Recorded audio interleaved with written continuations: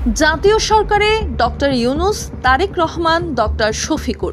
জুলাই বিপ্লবে ফ্যাসিস্ট হাসিনার পতনের মধ্য দিয়ে বাংলাদেশের দ্বিতীয় স্বাধীনতা এসেছিল। ডক্টর ইউনূসের নেতৃত্বে গঠিত হয়েছিল অন্তর্বর্তীকালীন সরকার, কিন্তু 10 মাসেই নতুন করে ভাবতে হচ্ছে নির্বাচনকালীন সরকার নিয়ে। অন্তর্বর্তী সরকার প্রধান ডক্টর মোহাম্মদ ইউনূসের সঙ্গে রাজনৈতিক দলগুলোর দূরত্ব ক্রমেই বাড়ছে। প্রসঙ্গ আসছে ডিসেম্বরের মধ্যে নির্বাচন কিংবা রাজনৈতিক দলগুলোকে নিয়ে জাতীয় সরকার। এরই মধ্যে আগামী 2 জুন বিএনপি, জামায়াত সহ সব রাজনৈতিক দলকে যমুনায় ডেকেছেন প্রধান উপদেষ্টা। ধারণা করা হচ্ছে সেই বৈঠক থেকেই আসতে পারে নির্বাচনের রুটম্যাপ কিংবা জাতীয় সরকারের ঘোষণা।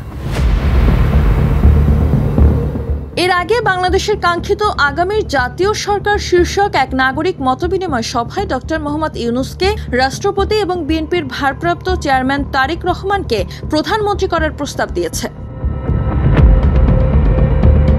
প্রস্তাবে অন্তর্বর্তীকালীন জাতীয় সরকারের সম্ভাব্য কাঠামো তুলে ধরা হয়। প্রস্তাবিত কাঠামো অনুযায়ী রাষ্ট্রপতি হবেন নোবেল বিজয়ী অর্থনীতিবিদ অধ্যাপক ডক্টর মোহাম্মদ ইউনূস, উপরাষ্ট্রপতি ডক্টর বদিউল আলম মজুমদার, প্রধানমন্ত্রী তারেক রহমান এবং উপপ্রধানমন্ত্রী হবেন জামায়াতে ইসলামীর আমির ডক্টর শফিকুর রহমান।